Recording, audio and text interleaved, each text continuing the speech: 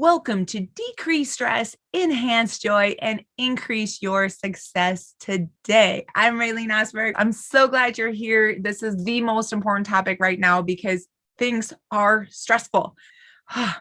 Well, here I was back now almost 10 years ago.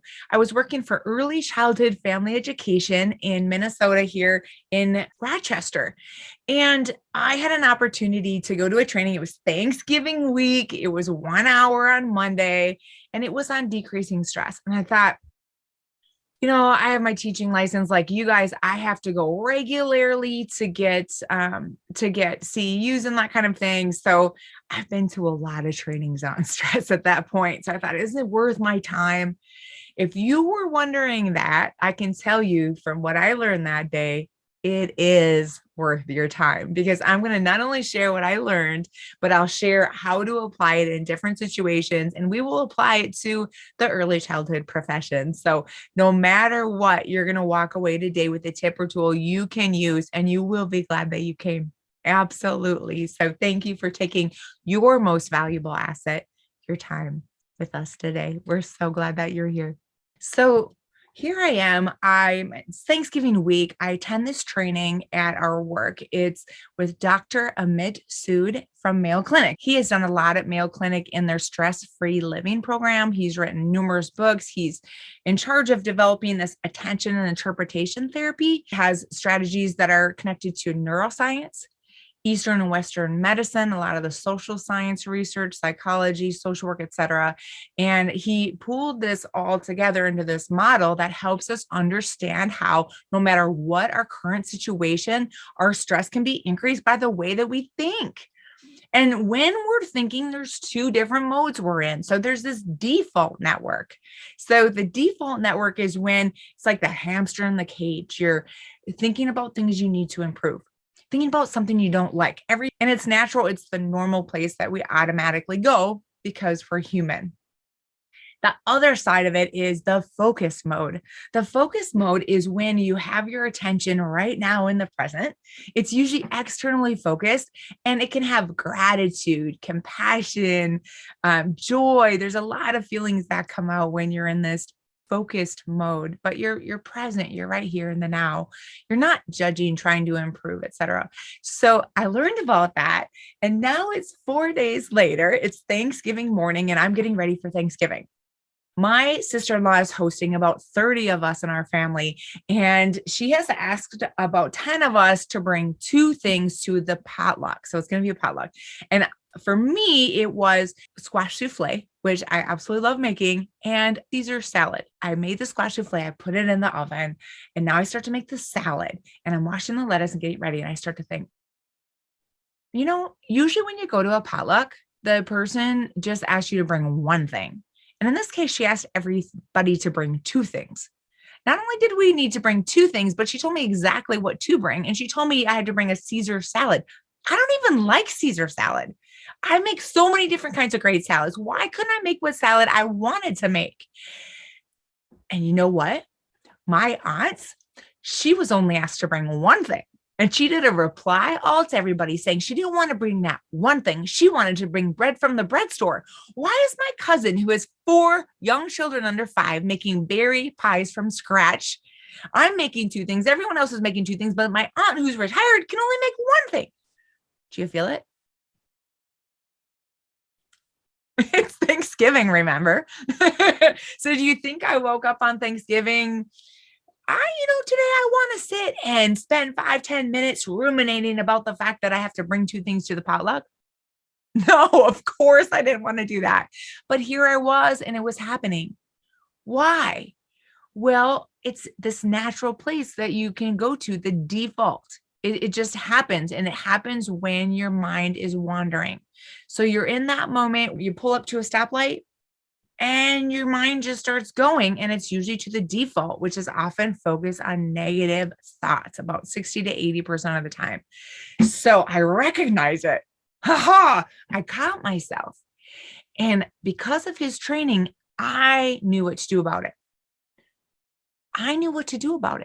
So what I did is I got myself into the focus mode. So how I did that was I started to focus externally in the moment. So I felt the water from the washing the lettuce on my hands. I looked out the window at the trees. I actually took a deep breath and I thought about my sister-in-law, the one who had asked us to bring 2 things. And I said, in my head, I was thinking, you know, I am so grateful. I am so grateful. I don't have to host Thanksgiving. I don't have to host. I don't have to clean up. I don't have to clean up to get ready for people. I don't have to clean up afterward. I just get to show up with these 2 things. How great is that?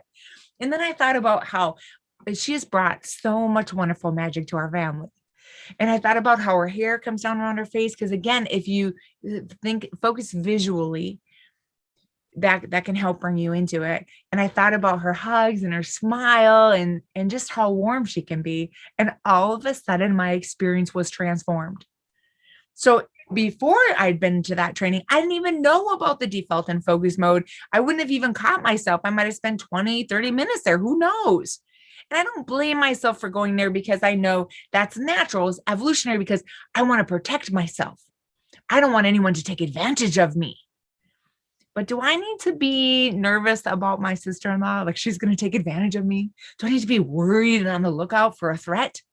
No. As a matter of fact, if I go to greet her that day and I've been stuck in my head about the fact that I need to bring 2 things, when I greet my aunts who only had to bring 1 thing, how am I going to act? How am I going to behave? Because my thinking is going to impact how I behave. And then what results am I going to get based on my behavior? You can feel it. You would know. So let's say I'm in that other mode and I've thought about what I'm grateful for and how happy I am I don't have to host. I show up. How am I going to be? I'm going to behave differently. Not only that, I'm going to have more serotonin, oxytocin, those feel good hormones, and less of the cortisol. The cortisol, the main hormone that's related to stress, that can be debilitating. So I get this all by just focusing on changing my thinking. So today we're going to delve deeper into this topic, but I can tell you, you will walk away with a different perspective, but also some tools that you can use to really increase the thinking in the focus mode so you can reclaim some of those wonderful moments that you could have if you weren't stuck in that negative thinking. So I'm transformed, right? I take this training, I start to recognize my thinking, get more in the positive thinking, gratitude. I stop seeing people as threats. I start really opening up my heart, being willing to be vulnerable, and things start to change for me. So I booked this trip to Ecuador by myself. And then for 3 months, people said, "Aren't you scared? Aren't you worried? I heard it's dangerous there." And I started to think, should I be worried? And I started to worry about it, but I looked up the different information online and really it's petty theft. So if you don't walk around with your fancy phone or your fancy camera, no one's going to hurt you. It's not violent crime. But if you leave your purse on the table, yeah, somebody might take it. There's a lot of poverty there at that time. So there's that crime of opportunity. So I get there and I find the most amazing people. Of course, there's beautiful people all over the world. And I go up to this little town called Mindo up in the mountains and I take this little gondola for $5 across a mountain and I'm hiking to these waterfalls. It's only $20 a night up there. I mean, it's crazy. It's so beautiful. And it was so inexpensive. I actually could do it, right? Oh, it was amazing. But you know what happened? Even further transformation. And this has been happening every year. I go a little bit further with this. So today is just the start. If you haven't heard this information, keep learning, keep growing. But so I was there and I was hiking to these waterfalls. And I can tell you, I cried. I cried several times that day. Why? Because for the first time in my life, it occurred to me, I could be my best friend. I could just enjoy time with myself. We had moved a lot. I'd had a lot of struggles. I'd had a lot of negative things happen in relationships with my friends, which I'm sure all of you can relate to. And I'd been hurt a lot. So I had a big armor, right, to protect me. And I just started to realize that I don't have to have that. I can just live wholeheartedly, as Brene Brown would call it. I can just I can just accept and love and give to myself too. And so decreasing stress isn't about doing something that's opposed to who you naturally are. It's about loving who you are, accepting who you are, valuing you as a person. That's what we're looking for. But yes, it's a journey.